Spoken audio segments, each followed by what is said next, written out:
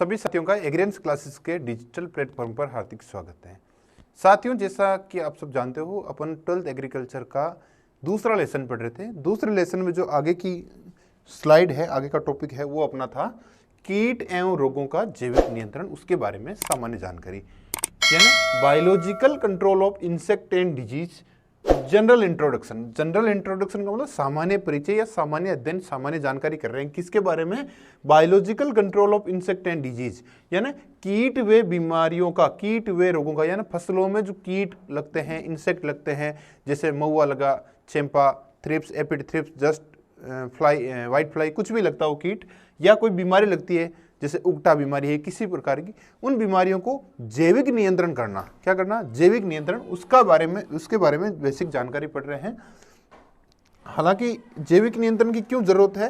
क्योंकि अपन बार बार chemical use कर रहे हैं तो खेती में लागत भी बढ़ रही है, दूसरा पर्यावरण को भी एक नुकसान पहुंच रहा है, इसलिए उसको जैविक नियंत्रण पर जोर दिया जा रहा है। तो जैविक नियंत्रण होता क्या क्या है? जैविक नियंत्रण का मतलब जहाँ रसायनों का प्रयोग नहीं हो, जीवों का ही प्रयोग हो कीटों को नियंत्रण में, जीवों का ही प्रयोग हो बीमारियों को नियंत्रण करने में। कैसे कैसे किया जा सकता है उसकी जानकारी पढ़ते हैं। तो जैविक खेती में फसलों को कीट एवं व्याधि नियंत्रण हेतु कौन कौन सी विधियां ले सकते हैं, उस विधियों के बारे में अपन बेसिक जानकारी पढ़ेंगे।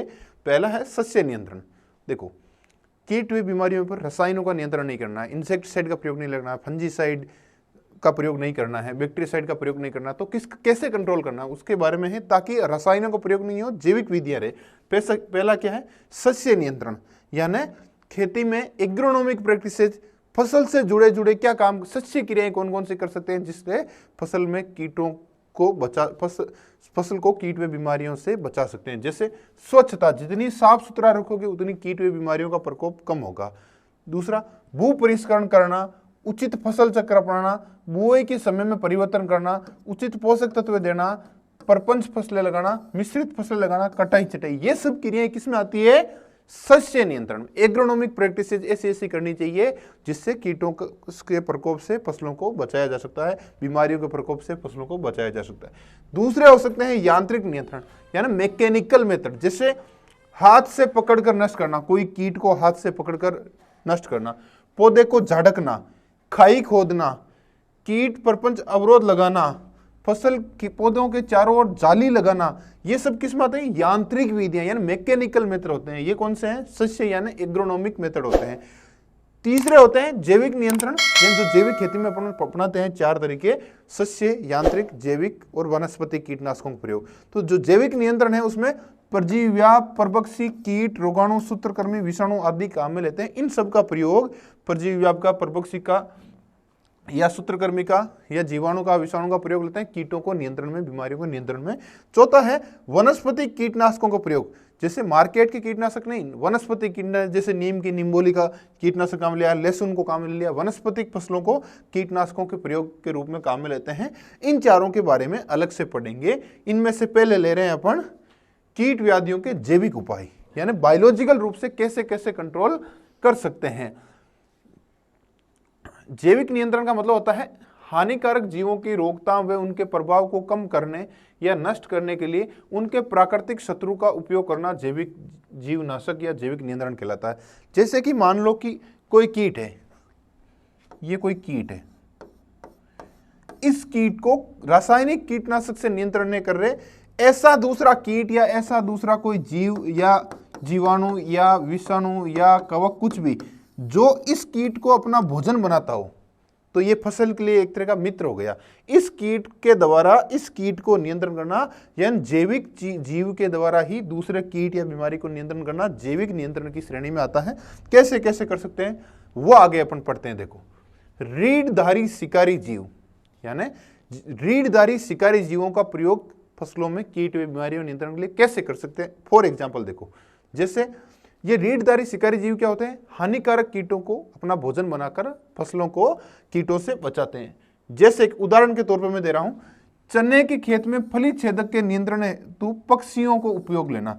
जैसे एक चने का खेत है, उसमें फली छेदक यानी हेलिकोवर्पा आर्मीजेरा कीट आता है, जो फलियों में इस प्रकार की चने की फली होती है, आधा बाहर लटका हुआ होता है, आधा अंदर, ये फली में छेद कर देता है कीट होता है, जिसको हेलिकोवर्पा आर्मीजेरा साइंटिफिक नेम है। आप चने की फसल का अध्ययन करोगे उसमें आएगा।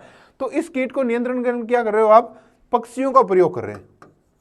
तो वो रीढ़धारी शिकारी पक्षी क्या करते हैं, इस कीट को अपना भोजन बनाकर फसल को कीटों से बचाते हैं। तो जैसे क्या करते हैं, चने का खेत है, उसमें पक्षी बैठे हैं, इसके लिए क्या करेंगे, जगह जगह हम लकड़ियां लगा देंगे और उस पर ऐसे क्रॉस बना देंगे ताकि पक्षियों को उस पर बैठने की जगह मिले और अट्रैक्ट हो, फिर कीटों का नियंत्रण हो। तो रीढ़धारी शिकारी जीव का सबसे अच्छा एग्जाम्पल याद रख लो, चने के खेत में फली नियंत्रण के लिए मांसाहारी पक्षियों का उपयोग करना है, जैसे चिड़िया। दूसरा तरीका है जैविक नियंत्रण का परभक्षी कीट, यानी प्रकृति में ऐसे कई प्रकार के परभक्षी कीट पाए जाते हैं जो हानिकारक कीटों को नुकसान भोजन बना लेते हैं और फसल को उन कीटों के नुकसान से बचाते हैं। जैसे क्राइसोपिड्स के बारे में पढ़ते हैं। क्राइसोपिड्स क्या है, तो क्वेश्चन आता है क्राइसोपिड्स है क्या, तो क्राइसोपिड्स एक तरह के परभक्षी कीट है। क्या है, परभक्षी कीट, कीट है लेकिन क्या है, परभक्षी, यानी जो हानिकारक कीटों को अपना भोजन बना लेते हैं, जो फसल के हानिकारक कीट होते हैं। तो ये कैसे करते हैं, क्राइसोपिड्स एक क्या है, परभक्षी कीट है जो मुलायम शरीर वाले कीटों को भोजन बनाता है, जैसे चेम्पा, थ्रिप्स, जेसिड, फुदका, मिलीबग, सफेद मक्खी एवं लेपिडोप्टेरा गण के कीट। तो ये जितने भी ये कीट है, जैसे किसी फसल है उसमें चेम्पा का, थ्रिप्स का प्रकोप हो गया इस कीट का, और वहां क्राइसोपिड्स का प्रयोग लेते हैं। क्राइसोपिड्स क्या करता है, इन कीटों को खा जाता है, फसल को एक तरह के कीटों से बचाता है। वैसे इसकी 21 प्रजातियां हैं, जिनमें से 4 मुख्य है। और जो क्राइसोपिड्स प्रयोग लेते हैं वो वैसे 50,000 सुंडियां प्रति हेक्टर काम लेते हैं, और यदि फल वृक्षों में लेते हैं, बड़े पौधों में 10 से 20 सुंडियां प्रति पेड़ छोड़ते हैं जैविक नियंत्रण के लिए। इसके अलावा परभक्षी कीटों में जैसे क्राइसोपिड्स है, दूसरा कोक्सिनेला स्पीसीज है। कोक्सिनेला कैसे है, कोक्सिनेला भी एक तरह का परभक्षी कीट है। ये भी क्या करते हैं, सभी प्रकार के जो महू होते हैं, जिसको चेम्पा बोलते हैं, उसका भक्षण करते हैं और फसल को उसके प्रकोप से बचाते हैं। उदाहरण के तौर पर कुछ कोक्सिनेला के उदाहरण बता रहा हूं, कौन कौन सी प्रजातियां हैं। जैसे कोक्सिनेला समटम पंक्टेटा, ये एग्जाम्पल याद कर लो, यही आता है एग्जाम में, कोक्सिनेला सप्टम पंक्टाटा। इसके अलावा मिनोकाइलस, सेक्स मैक्यूलेटस, क्रिप्टोलियम, ब्रूमस आदि, इनमें से कोक्सिनेला समटम पंक्टाटा ये एग्जाम्पल आप याद कर लो, ये अक्सर पूछ लेते हैं। बाकी एग्जाम आपके 12th लेवल पर इतने एग्जाम्पलों का उदाहरण नहीं पूछते हैं। तीसरा है परजीवी कीट। परजीवी कीट कैसे नियंत्रण कर सकते हैं, देखो परजीवी कीटों का भी एक महत्वपूर्ण योगदान होता है कीट नियंत्रण में। कैसे, पैराजाइट इंसेक्ट का, जैसे ये बहुत सारे एग्जांपल दे रहे हैं कि आपके अंड परजीवी, सुंडी परजीवी, शंकु परजीवी, रस चूसक कीटों के लिए कौन से होते हैं, जैसे इपिकार्निया वगैरह वगैरह क्या होते हैं। ये परजीवी कीट कैसे काम करते हैं उसके बारे में पढ़ते हैं। जैसे एक परजीवी कीट का उदाहरण पढ़ते हैं, ट्राइकोग्रामा। ट्राइकोग्रामा क्या है,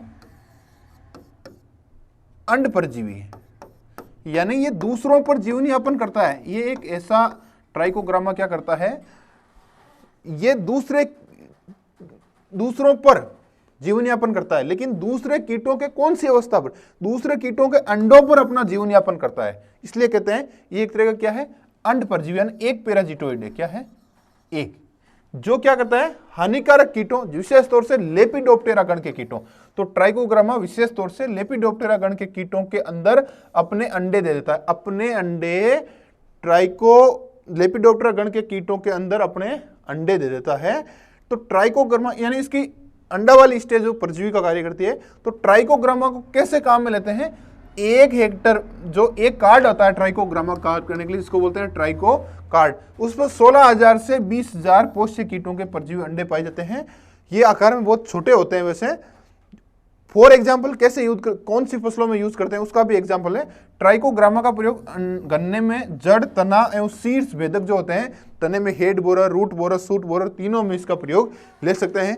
कपास में बोलवर्म ले सकते हैं, बैंगन में फल छेदक में ले सकते हैं, धान व टमाटर में तना छेदक में इसका प्रयोग कर सकते हैं।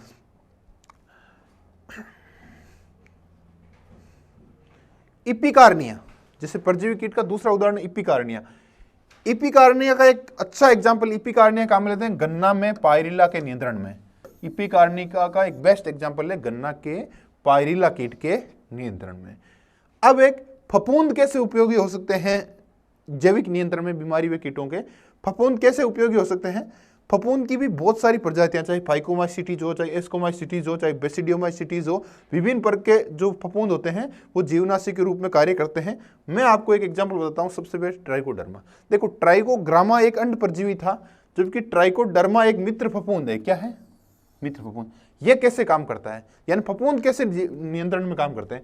ट्राइकोडर्मा क्या एक मित्र फफूंद है, यानी बेनिफिशियल फंजाई है। क्या एक तरह का फंजाई यानी कवक है, फफूंद है, और क्या है मित्र। मित्र कैसे हुआ, ये क्या करता है, मर्दा में, मिट्टी में, यानी जमीन से नीचे, ये पौधा है, जमीन के नीचे जितने भी फफूंद होते हैं जो फसल में बीमारी फैलाते हैं, उन फफूंद को ये ट्राइकोडर्मा खा जाता है, तो फसल को बीमारियों से बचाता है।